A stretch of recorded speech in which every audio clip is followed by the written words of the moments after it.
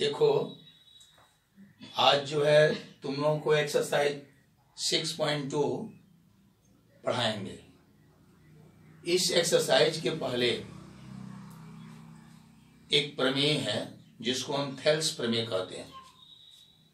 उसको पहले हम लोग सिद्ध करना सीखेंगे।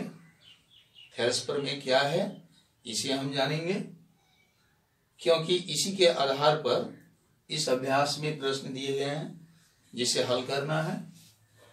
तो सबसे पहले हम लोग थेल्स प्रमेय को सिद्ध करने के लिए जानेंगे और थेल्स प्रमेय क्या है इसके बारे में जानेंगे।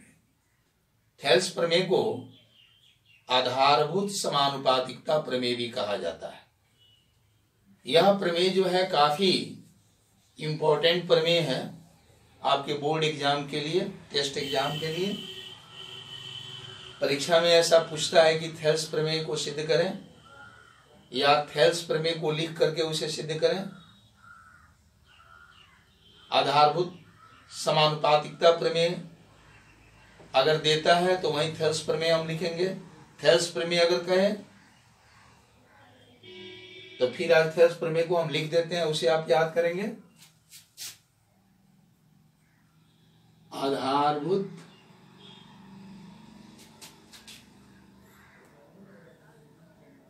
समानुपातिकता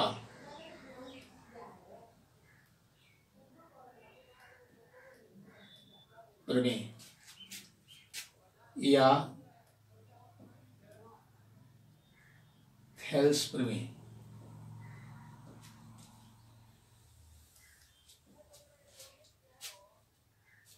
किसी त्रिभुज की एक भुजा के समानांतर रेखा खींचते हैं, अगर वह अन्य दो भुजा को किसी बिंदु पर प्रतिच्छेद करती है तो वे बिंदु उन भुजाओं को समान अनुपात में बांटती है। यही है आधारभूत समानुपातिकता प्रमेय। किसी त्रिभुज की एक भुजा के समानांतर किसी त्रिभुज की एक भुजा के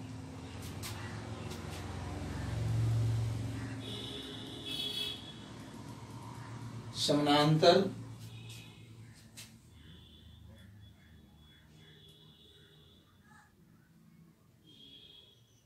रेखा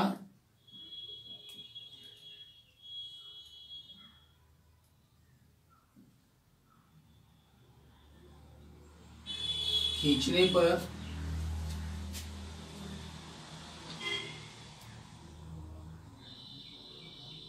त्रिभुज के अन्य दो भुजाओं को, अन्य किसी त्रिभुज की एक भुजा के समानांतर रेखा खींचने पर त्रिभुज के अन्य दो भुजाओं को,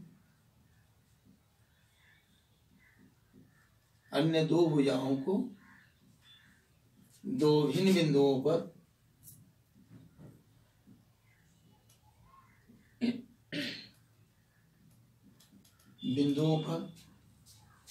प्रतिच्छेद करती है,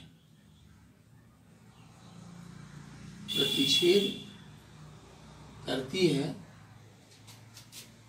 तो वे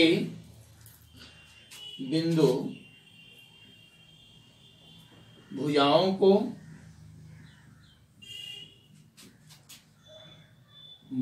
को समान अनुपात में बांटती है, समान अनुपात में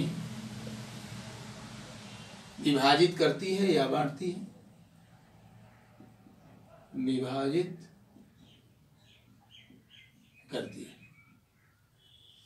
किसी त्रिभुज की एक भुजा के समानांतर खींची गई रेखा, यहां खींची गई रेखा लिखिए तो ज्यादा अच्छा रहेगा। खींची गई रेखा त्रिभुज के अन्य दो भुजाओं को दो भिन्न बिंदुओं पर प्रतिच्छेद करती है तो वे बिंदु भुजाओं को समान अनुपात में विभाजित करती है। इसके लिए हम क्या करेंगे, तो एक त्रिभुज की कल्पना करेंगे।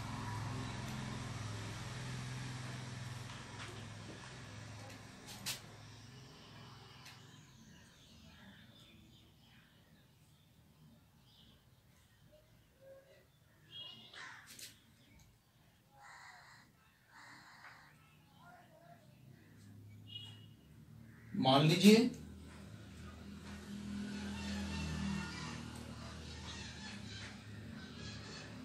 यही ABC एक त्रिभुज है, ABC। इस त्रिभुज के BC भुजा के समानांतर एक रेखा खींची गई है। मान लीजिए यह रेखा जो है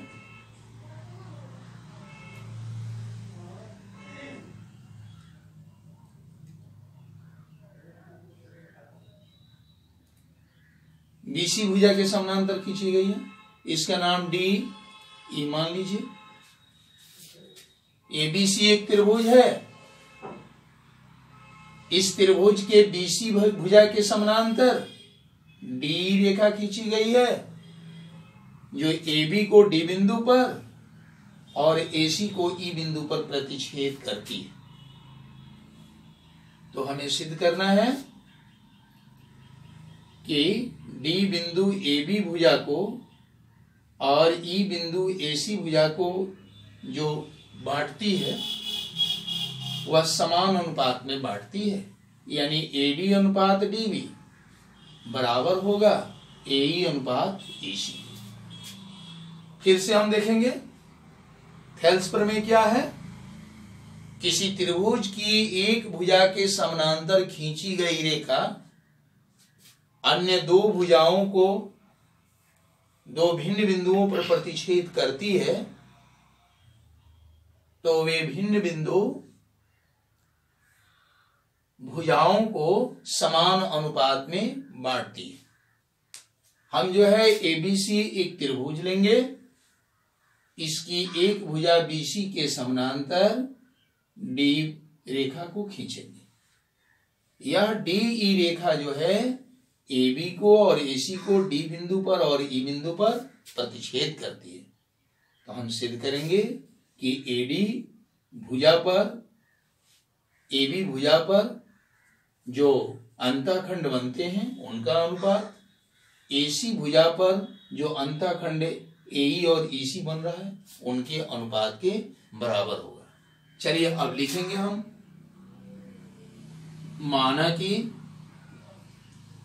ABC एक त्रिभुज है जिसमें BC समानांतर DE खींचा गया है, जो AB को D बिंदु तथा AC को E बिंदु पर प्रतिच्छेद करती है। E बिंदु पर प्रतिच्छेद करती है। हम जो आकृति बनाए हैं वह बिल्कुल इस प्रमेय के अनुसार बनाए हैं, और जो आकृति बनाए हैं उसी चीज को यहां लिखे, कोई अलग से नहीं लिखा गया। ABC एक त्रिभुज है जिसमें BC समानांतर DE खींचा गया है, जो AB को D बिंदु पर तथा AC को E बिंदु पर प्रतिच्छेद करती है। सिद्ध करना है, सिद्ध करना है AB भुजा पर जो अंतःखंड बन रहा है AD और DB, इन दोनों का अनुपात AC भुजा पर जो अंतःखंड बन रहा है AE अनुपात AC इसके बराबर होगा, यानी AD अनुपात DB बराबर होगा AE अनुपात AC। यही हम लोगों को सिद्ध करना है। यह बात तो पहले से भी हम जानते हैं कि किसी त्रिभुज की एक भुजा के समानांतर रेखा खींची जाती है तो वह अन्य भुजाओं को समान अनुपात में बांटती है। लेकिन यह क्यों बांटती है, कैसे बांटती है, इस प्रमेय में हमें सिद्ध करके दिखाना है। चलिए देखते हैं। अब इसको सिद्ध करने के लिए रचना देना होगा, यानी बनावट इसको कहा जाए। रचना में हम क्या करेंगे,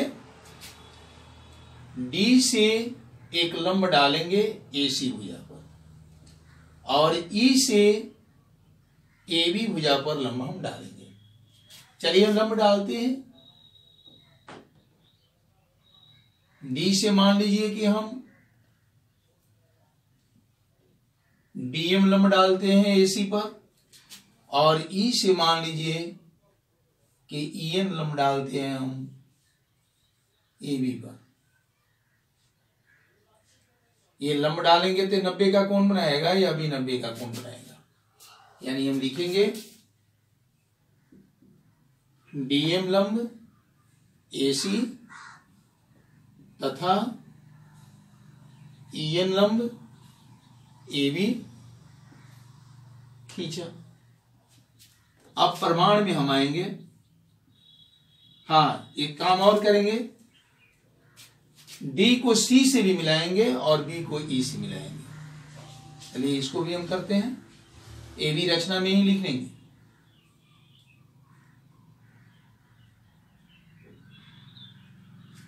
साथ ही D को C तथा B को E से मिलाया, B को E से मिलाया। अब हम प्रमाण में आएंगे। प्रमाण में जो है, देखिए ADE एक त्रिभुज बन रहा है और DEB भी एक त्रिभुज बन रहा है। ADE एक त्रिभुज बन रहा है और DBE एक त्रिभुज बन रहा है। इन दोनों त्रिभुज का अनुपात निकालेंगे, यानी इन दोनों त्रिभुज के क्षेत्रफल का अनुपात निकालेंगे। यानी हम लिखेंगे एरिया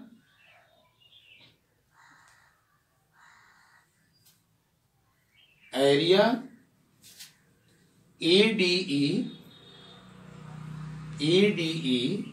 अनुपात एरिया DBE बराबर ADE के क्षेत्रफल निकालने के लिए, इस त्रिभुज के क्षेत्रफल निकालने के लिए सूत्र हम लिख सकते हैं 1/2 गुणे आधार गुणे शीर्ष लंब। इसके लिए भी हम वही सूत्र लिखेंगे इस त्रिभुज के क्षेत्रफल के लिए, 1/2 गुणे आधार गुणे शीर्ष लंब। अब जरा देखिए, इसमें कोई परिवर्तन नहीं करेंगे, इसको ज्यों का त्यों उतार देंगे। एरिया ADE बट्टा एरिया DBE, यहां 1/2 से 1/2 को घटा देंगे। और इस त्रिभुज के लिए आधार और शीर्ष लंब कौन होगा उसको हम जांच समझेंगे। यही आपका त्रिभुज ADE है, इसके लिए आधार और शीर्ष लंब। तो देखिए, इसके लिए आधार इसको हम मानेंगे और E से जो शीर्ष लंब हम डाले हैं EN, वह इस आधार पर लंब हो जाएगा। इस त्रिभुज में ADE में AD अगर आधार लेते हैं तो इस पर शीर्ष लंब EN हो जाएगा। इसलिए आधार के बदले में हम AD लिखेंगे और शीर्ष लंब के बदले EN लिखेंगे। यानी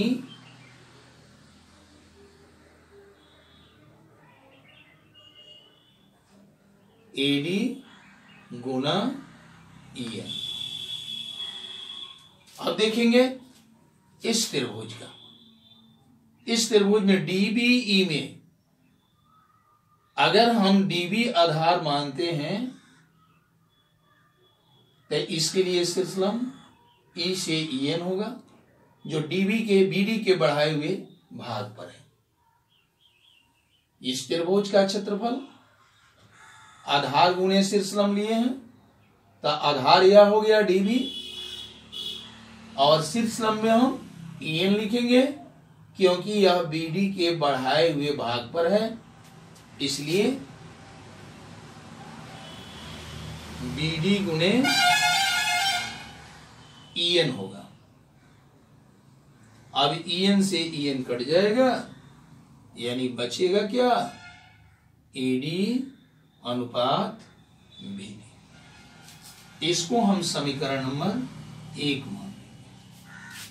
अब चलिए उसी प्रकार इस त्रिभुज को देखिए, त्रिभुज ADE का क्षेत्रफल और त्रिभुज DEC के क्षेत्रफल का अनुपात हम निकालेंगे। ध्यान देंगे, त्रिभुज ADE के क्षेत्रफल और DEC त्रिभुज हो रहा, इन दोनों के क्षेत्रफल के अनुपात हम निकालेंगे। तो क्या लिखेंगे, चूंकि एरिया AED अनुपात एरिया DEC बराबर होगा कितना, क्या होगा, तो वही जो यहां हम क्षेत्रफल निकालने के लिए सूत्र लिखे हैं वही सूत्र यहां भी लिखेंगे। 1/2 गुने आधार गुने शीर्षलंब। इसके लिए भी, इसके क्षेत्रफल के लिए भी वही सूत्र लिखेंगे, 1/2 गुने आधार गुने शीर्षलंब। अब 1/2 से 1/2 कटा देंगे। अब यहां हम देखेंगे इसको हम ज्यों का त्यों उतार देंगे। एरिया AED अनुपात एरिया DEC। एरिया का अर्थ बुझ रहे होंगे, क्षेत्रफल।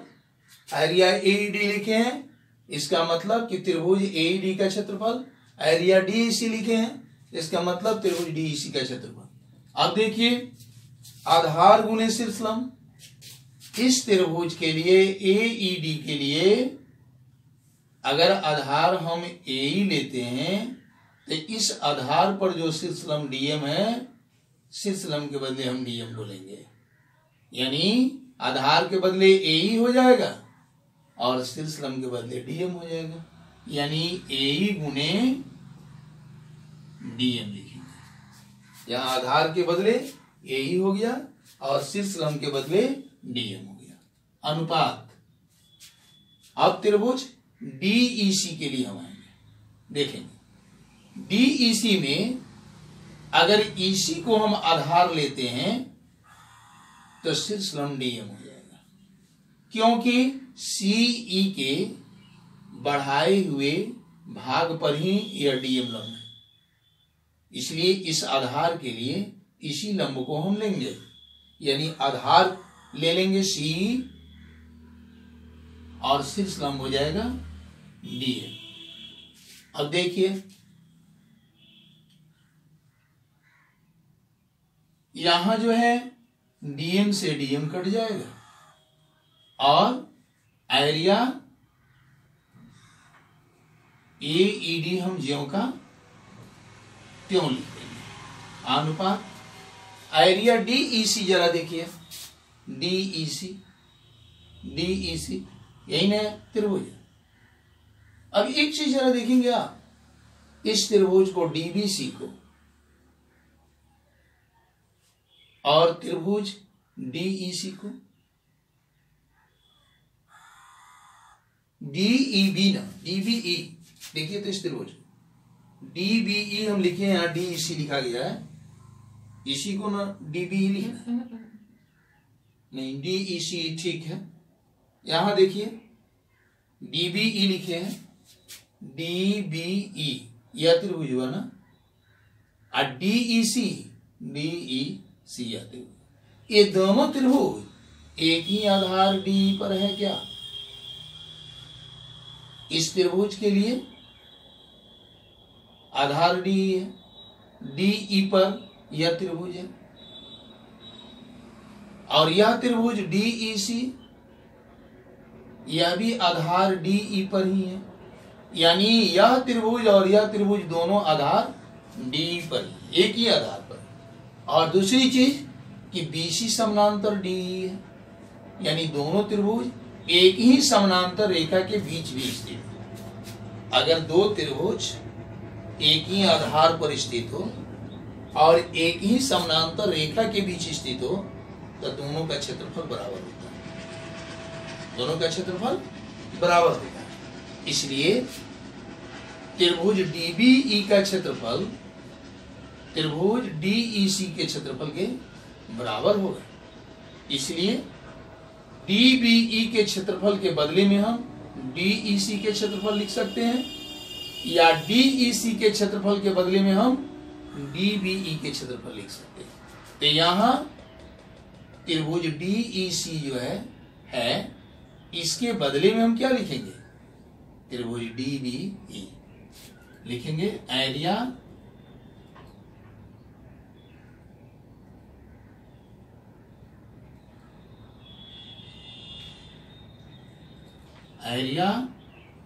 त्रिभुज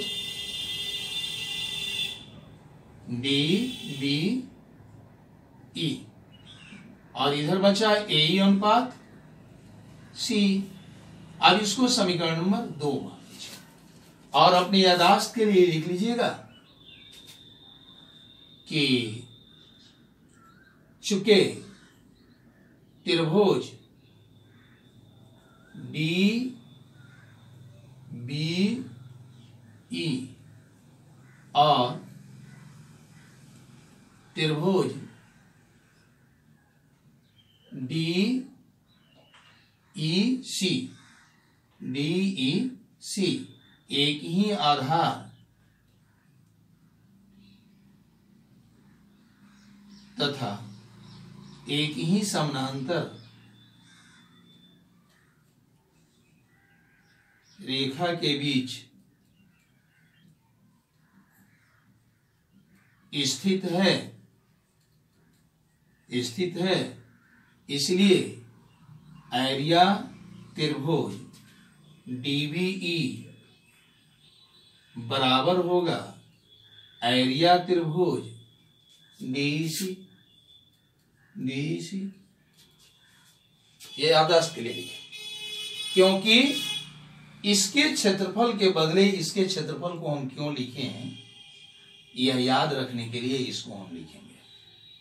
अब समीकरण 1 और समीकरण 1 यहां है और समीकरण 2 यहां है, दोनों की तुलना कीजिए।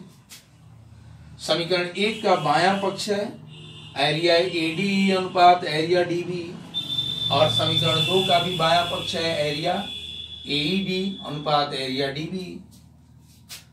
अब देखिए ये दोनों का बायां पक्ष बराबर है, इसलिए दोनों का दायां पक्ष भी क्या होगा? बराबर होगा। तो लिखेंगे समीकरण 1 और 2 की तुलना से 1 और 2 की तुलना से